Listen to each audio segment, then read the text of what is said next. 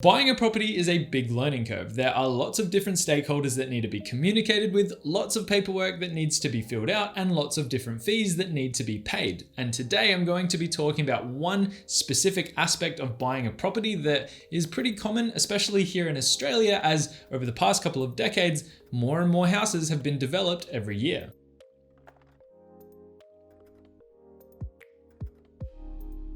Welcome back to my channel. My name is Reese, and in today's video, I'm going to be talking about what strata fees are, what you might be expected to pay, and what to take note of when purchasing a property that might have this additional expense. And something just quickly worth noting for my non-Australian viewers is that the terminology of strata titles or strata fees is what we use here in Australia, but there are similarities into what they offer and how they work to something like a condominium over in the US, just as an example. Condominiums house millions of people living in the bigger cities in the USA. So for my viewers that are over in the States, some of what I talk about in this video will definitely be relevant to you as well. To start off simple, you will most likely be required to pay strata fees if you purchase a property that is on shared land. It doesn't matter if the property is owner occupied or an investment property, and it doesn't matter what the type of property is, whether it be a standalone house, a townhouse, an apartment or unit, or even commercial property. And these might include things like driveways, gardens, stairwells, pools, lifts, and laundries, just to name a few of them. Now, while having access to some of these features when purchasing a property can be great, they also come with the burden of requiring upkeep, which can be costly. And that cost is shared between all of the property owners of that development and is managed by what is known as an owner's corporation or a body corporate. The owner's corporation is responsible for carrying out maintenance, making improvements, and setting the bylaws which are enacted to these shared spaces that I've just mentioned. The property owners are also encouraged to attend meetings held by the owner's corporation to provide input and feedback into how these shared spaces are being maintained. Just keep that in mind if you are someone who is considering buying a strata titled property, because at the end of the day, you get to have a vote, you get to have a say into how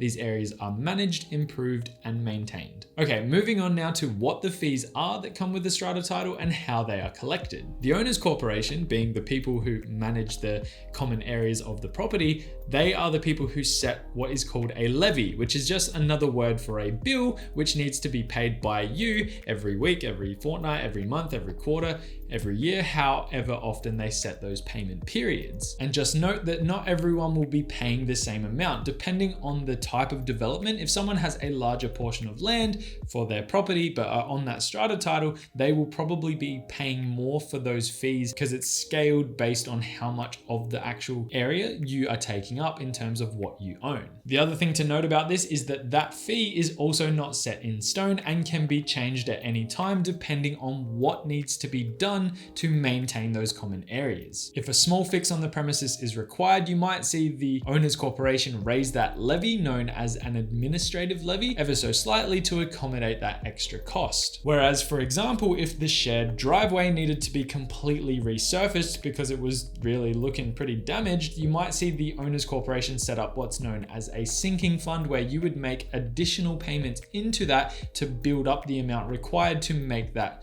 repair, do that fix, whatever the job might be, because over time it's something that it's a lot of money. It's not just going to be something that's expected of you in that very moment. The thing to note about this is that this could be expensive and definitely something that could catch people off guard. It's something to be cautious about, especially when looking at properties that might fall under this title of strata title. Other additional things that I do believe are worth mentioning when talking about strata titles. You should know that properties that fall into this category generally will have restrictions that stop you or hinder you from being able to do things like renovate a property. If you wanted to make significant changes to the property, as an example, you would need to gain permission or approval from the body corporate or potentially the other members on the strata title. And this could be challenging if it was something that they didn't want you to actually do. Another thing worth mentioning is that if you purchase an investment property that falls under the strata title, you will probably be the one who has to pay those fees, not the tenants that that are renting from you.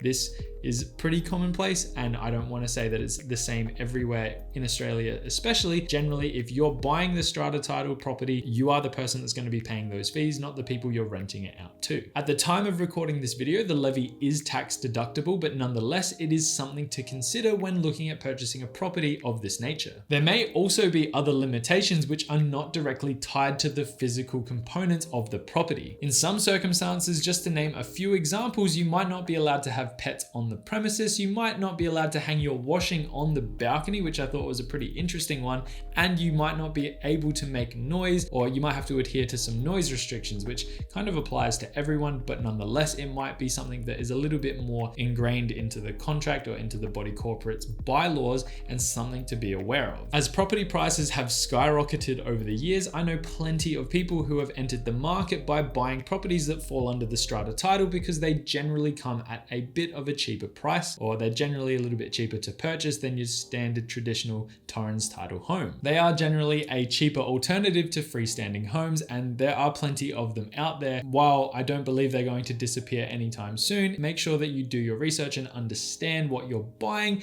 and understand a few different things, which I'm going to mention in just a second, before actually signing anything. And that's a good practice to have with anything, but for the sake of today's topic, it's just, something worth understanding that there are plenty of strata title homes out there. Make sure you understand what you're purchasing. The main thing that you absolutely should be doing when looking to purchase a strata titled property is to understand the bylaws of that individual premises. When I say bylaws, these are the rules that are set by the owner's corporation, and they set them and they can change them, they can update them, but make sure before you sign anything, you understand what they are and are okay with what they are. If you had a big dog, let's say you had 5 dogs and you wanted to go live in this property that you were planning on purchasing, and one of the bylaws was no pets. What do you do? Where do you send those dogs? It's not going to work out for your scenario. So just understand that these laws can change. Understand that the other main thing, I guess, to understand is that they are specific as well to each premises or specific to each strata title. Every single one is different. Every scenario is different because the owner's corporation or the body corporate is different for every single one, which means the rules will be different because they're set by them. Make sure you treat each scenario as an individual scenario and apply the same logic and research to each scenario so you don't get caught out by something unexpected. To finish up today, if you were interested in deep diving a little bit more into the topic, Conveyancer is a good example of someone who can provide you with more information about all of the things you really need to understand about strata titles. This today was just supposed to be a big summary of it because it's pretty common, and I'm watching a lot of younger people enter the market into these strata title homes. They're not the worst thing in the world. Personally, I don't love them, but I could understand why people would opt in to buy them, and that's an absolutely fine thing to do. So take that into consideration as well, that there's nothing wrong with strata title homes for the most part, and they can generally be cheaper than your standalone freestanding homes. And when you weigh up what you're getting between the two, who knows? It probably wouldn't be that different if it's a place that you can live and call your own at the end of the day. Moving on from there, that's pretty much it. I really hope you enjoyed today's video. I hope it was insightful. It was a little bit of a different topic, something that I wasn't familiar or all that familiar with because I've kind of steered clear from strata titles my whole life, and I wanted to do a bit more research into what they are and how they work. So I hope that I've now been able to pass that knowledge on to you, and I hope it was useful. With that being said, I hope you have a good day. I hope you have a good week. Hit that like and subscribe button down below. It really helps the channel. And as always, I will see you in the next one. Bye for now.